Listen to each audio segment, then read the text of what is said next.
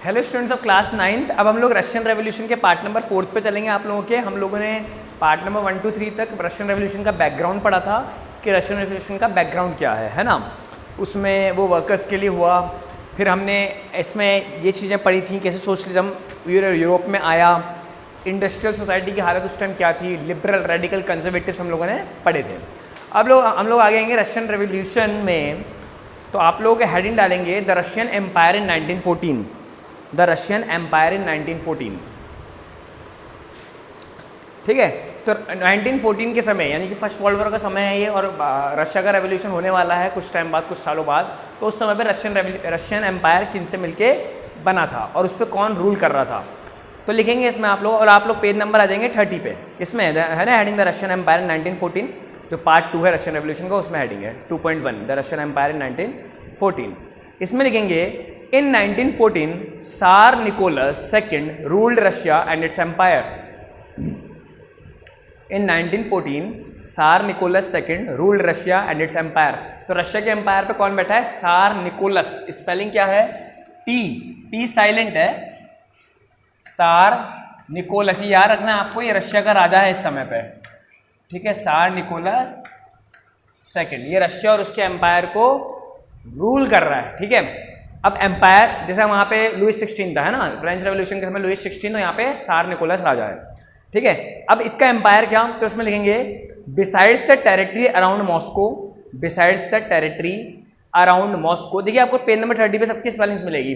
Besides the territory around Moscow the Russian empire included present day Finland, comma Latvia, comma Lithuania, comma Estonia and parts of Poland, Ukraine and Belarus. Parts of Poland, Ukraine and Belarus. यानी कि आप देख सकते हैं Russia empire कितना बड़ा है, और आज भी रशिया वर्ल्ड की सबसे बड़ी कंट्री है, आपको पता होना चाहिए, है ना। और उस टाइम तो रशियन एम्पायर में बहुत आसपास के बहुत सारी टेरिटरी शामिल थी। फिर बाद में अलग अलग देश बनते गए तो रशिया से अलग होते गए। तब भी अलग होने के बाद भी रशिया सबसे बड़ा देश है विश्व का। तो आप लोग इससे अंदाजा लगा सकते हैं रशिया का एम्पायर कितना बड़ा, और कितना आप सोच सकते हैं कितना महत्वपूर्ण है किसी राजा के लिए, कितना बड़ा एम्पायर का वो राजा है वर्ल्ड के, है ना। तो क्या क्या आया उसमें आप लोगों ने लिखा। फिर लिखेंगे आप लोग it also consist Georgia, Armenia and Azerbaijan. It also consist Georgia, Armenia and Azerbaijan. एक लाइन छोड़ के मिलेगा आप लोगों को ये वर्ड्स। ठीक है, ये भी 3 कंट्रियां हैं, जॉर्जिया, अर्मीनिया और Azerbaijan.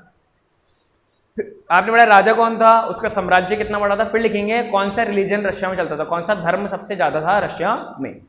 The majority religion was Russian Orthodox Christianity. The majority religion was Russian Orthodox Christianity. कौन सा रिलीजन था? Russian Orthodox Christianity. तरह क्रिश्चियन ही थे ये लोग, है ना, Christianity.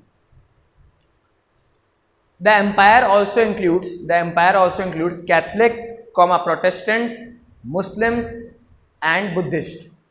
The empire also include Catholic, Protestant, Muslim and Buddhist. यानी कि रशियन ऑर्थोडॉक्स क्रिश्चियनिटी तो टॉप पे था, वो तो सबसे ज़्यादा थे, मेजोरिटी में थे, और बाकी और भी धर्म थे, मुस्लिम, बुद्ध, कैथलिक, प्रोटेस्टेंट। ये कैथलिक और प्रोटेस्टेंट तो ब्रांचें हैं ईसाई धर्म की, क्रिश्चियन धर्म की ब्रांचेज है 2, है ना, कैथलिक और प्रोटेस्टेंट, तो ये उनके नाम है। ठीक है, तो ये रशियन एम्पायर उस समय में 1914 की कहानी की, उस टाइम रशियन एम्पायर कैसा था। अगली हेडिंग आप लोग डालेंगे economy and society. Economy and society, अब इसका मतलब है कि रशिया की सोसाइटी या इकोनॉमी चल कैसे रही थी, पैसा कहाँ से आ रहा था, ज़्यादा व्यापार हो रहा था कि एग्रीकल्चर हो रहा था, लोग कर क्या रहे थे, है ना। तो इसमें लिखेंगे at the beginning of 20th century 85% of the Russian population were agriculturist. 85% of the Russian population were agriculturist. यानी कि अगर 100 लोग रशिया में हैं तो 85 लोग खेती कर रहे हैं, है ना। ये तो भारत से भी बड़ा आंकड़ा हो गया। भारत में हम पढ़ते 70-75%, लेकिन यहाँ पे अब तो खैर कम होता जा रहा है डिपेंडेंसी खेती पे, लेकिन यहाँ पे उस समय पर 85% लोग खेती से जुड़े हुए हैं, है ना। 85% ऑफ द रशियन पॉपुलेशन है एग्रीकल्चरिस्ट। ठीक है, ये तो एग्रीकल्चर की बात हो गई। फिर लिखेंगे in Russia prominent industrial areas were sent Petersburg and Moscow. Prominent industrial areas were sent Petersburg and Moscow. ये आप लोगों को इकोनॉमी एंड सोसाइटी के पैराग्राफ नंबर 2 में मिलेगा। सेंट पीटर्सबर्ग एंड मॉस्को में इंडस्ट्रीज थी। मॉस्को क्या है, रशिया की कैपिटल है आज भी, और सेंट पीटर्सबर्ग की वहाँ की बड़ी सिटी है, तो वहाँ पे इंडस्ट्रीज लगी हुई थी। फिर लिखेंगे इन 1890s, ये भी सेकंड पैराग्राफ में ये, many factories started due to the expansion of railway network, many factories started due to the expansion of railway network, and there was an increase in foreign investment industries, and there was an increase in foreign investment in industries. As a result, coal production doubled and iron and steel output increased 4 times. As a result, coal production doubled and iron and steel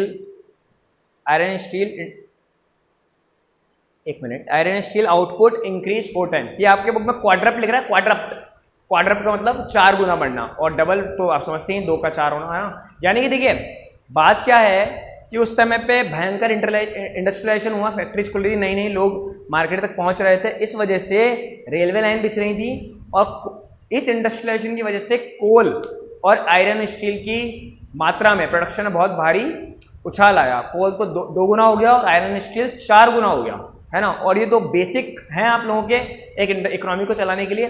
जैसे iron steel आप अच्छा बना रहे हो तो आप bridges बना पाओगे, आप मशीन्स बना पाओगे, है ना. कोल है तो इलेक्ट्रिसिटी अच्छी जनरेट होगी. कोल का तो 2 गुना और आयरन स्टील का 4 गुना हो गया उस समय पे. लेकिन अब आगे प्रॉब्लम सुनिए क्या है ना.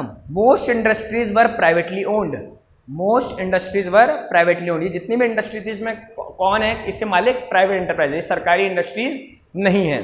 ठीक है. Government supervise large factory,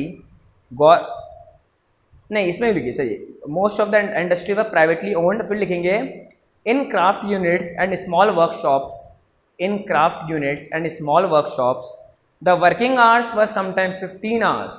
The working hours were sometimes 15 hours compared to 10 to 12 hours in factories.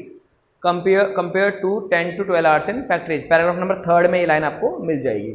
देखिए अब वही बात आ गई कि रशिया में रेवोल्यूशन हो रहा है, इंडस्ट्रियल रेवोल्यूशन, नई नई फैक्ट्री खुल रही है, लोग वर्कर्स फैक्ट्री में काम कर रहे हैं, लेकिन कितने कितने घंटे, 15-15 घंटे उनसे काम कराया जा रहा है. यानी कि जो मैंने पहले बात करी थी, वर्कर्स की हालत रशिया में अच्छी नहीं है, उनकी वर्किंग कंडीशन अच्छी नहीं है. उसके बाद वापस जब इकोनॉमी हम पढ़ रहे हैं तो वापस वो बात ही दोहराई जा रही है.